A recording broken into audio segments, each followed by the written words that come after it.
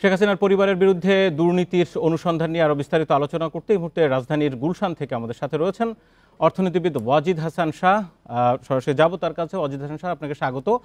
শুরুতে একটু জানতে চাই, শেখ হাসিনার পরিবারের বিরুদ্ধে সবচেয়ে বড় যে অভিযোগ, রূপপুর পারমাণবিক প্রকল্প থেকে বিশাল অঙ্কের একটি টাকা সেখান থেকে সরানো হয়েছে, এই অভিযোগ আছে।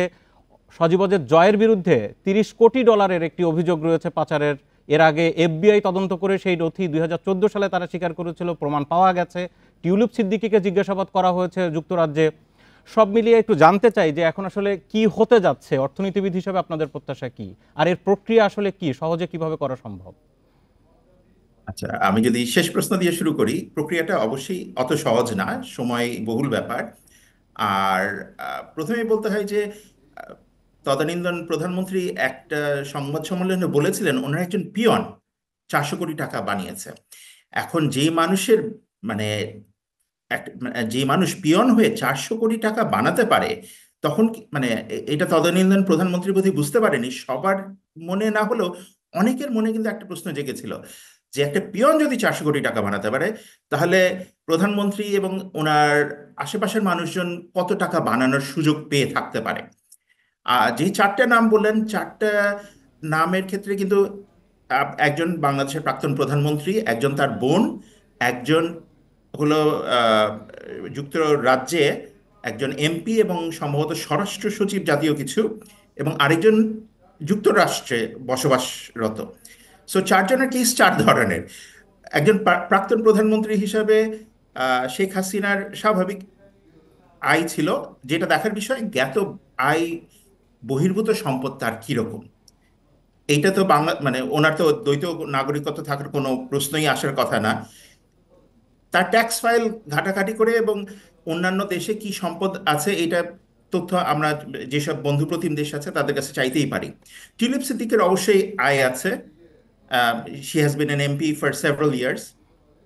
আপনি যদি সজীব ওয়াজেদ জয়ের কথাটা বলেন, অনেকেই বলে যে এত বছর যুক্তরাষ্ট্রে থেকেও তার কোনো জ্ঞাত আয় নেই, তাহলে তার কিভাবে এরকম সম্পদ হয়েছে যুক্তরাষ্ট্রে। এটা খুব সহজ একটা প্রশ্ন। এবং শেখ রেহানের ক্ষেত্রেও একই ধরনের প্রশ্ন, যে তার এত সম্পদ হলো কিভাবে। এখন আমাদের দেশে যাদের নথি থাকার কথা, আয়কর নথি, সেইটার এগেনস্টে কিন্তু দেখা খুব সহজ যে তাদের বৈধ আয় বা বৈধ সম্পদ কি এবং তার বেশি কি হতে পারে।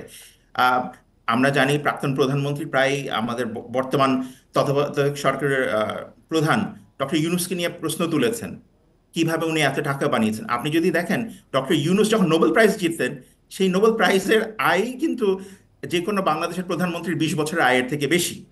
জি জি, জনাব ওয়াজিদ হাসান শাহ, একটা বিষয় সেটি হচ্ছে দুদক এবার বেশ আটঘাট বেঁধেই নেমেছে। পুরো শেখ হাসিনার পরিবারের তদন্তের জন্য আলাদা টিম গঠন করা হয়েছে, কয়েকজন উপপরিচালককে দায়িত্ব দিয়ে বেশ শক্ত করেই নেমেছে।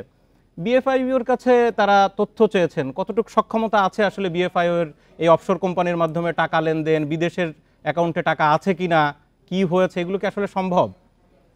আম, খবর নেওয়া তো অবশ্যই সম্ভব। বিএফআইউর নিজের ক্যাপাসিটি যতটা আছে, পাশাপাশি বিএফআইইউ যেহেতু বাংলাদেশ সরকারের এই ফাইন্যান্সিয়াল ইন্টেলিজেন্স ইউনিট হিসেবে কাজ করছে, তারা তাদের বিভিন্ন দেশে যে আহ, একই ধরনের প্রতিষ্ঠান আছে তাদের কাছে তথ্য চাইলে কিন্তু তারা যে তথ্য পেতে পারে, সেখান থেকে কিন্তু অনেক কিছু বেরিয়ে আসবে। এবং আমরা বিভিন্ন ধরনের সংবাদ প্রতিবেদন দেখছি যে এফবিআই নাকি বছর দশেক আগে সজীব ওয়াজেদ জয়ের অ্যাকাউন্টে প্রায় $300 মিলিয়ন একটা ট্রান্সফার নিয়ে ফ্ল্যাগ করেছিল। এখন তখন বিএফআইইউ কে জানালেও বিএফআইইউ অবশ্যই কোনো ব্যবস্থা নেবে না তদানীন্তন প্রধানমন্ত্রীর ছেলের বিরুদ্ধে। এফবিআই তো কিছুটা প্রমাণ পেয়েছিল তখন। জি, প্রমাণ পেয়েছে এবং সেটার সূত্র ধরেই যদি আমরা এগোতে থাকি, সেখান থেকে কিন্তু অনেক কিছু চলে আসবে। এবং সম্ভবত আমরা যেটা শুনেছি, পানামা পেপারসেও তার নামটা আসছিল। জি। এবং আপনি রূপপুরের যে প্রসঙ্গটা টেনেছেন, রূপপুরে আমরা দেখেছি যে যেই ধরনের খরচ করা হয়েছে, একই ধরনের বিদ্যুৎ কেন্দ্র যখন ভারত বা আশেপাশের অন্যান্য দেশে করা হয়েছে, পারমাণবিক বিদ্যুৎ কেন্দ্র, সেটার থেকে প্রায় 3 গুণ বেশি খরচ হয়েছে। এই 3 গুণ বেশি খরচের তো কোনো জাস্টিফিকেশন ছিল না সেই সময়। এবং এটা নিয়ে যেন প্রশ্ন তোলার সুযোগ কম থাকে, অনেকেই বলে জি সেই জি। কারণেই রাশিয়ার মতো দেশের সাথে এই চুক্তিটা করা হয়েছিল, এবং সেখান থেকে যে কিছুটা টাকা এদিক সেদিক হয়েছে সেই ব্যাপারে কারোরই খুব একটা সন্দেহ নেই। এক্সাক্ট পরিমাণটা আমরা কেউ জানি না। জি জি, জনাব ওয়াজেদ হাসান সাহেব, আপনাকে অনেক ধন্যবাদ। দুদক চেয়ারম্যানও এরই মধ্যে বলেছেন অনেক গুরুত্বপূর্ণ তথ্য আসছে যার প্রাথমিক সত্যতা অনেক কিছু মিলেছে। ধন্যবাদ আপনাকে।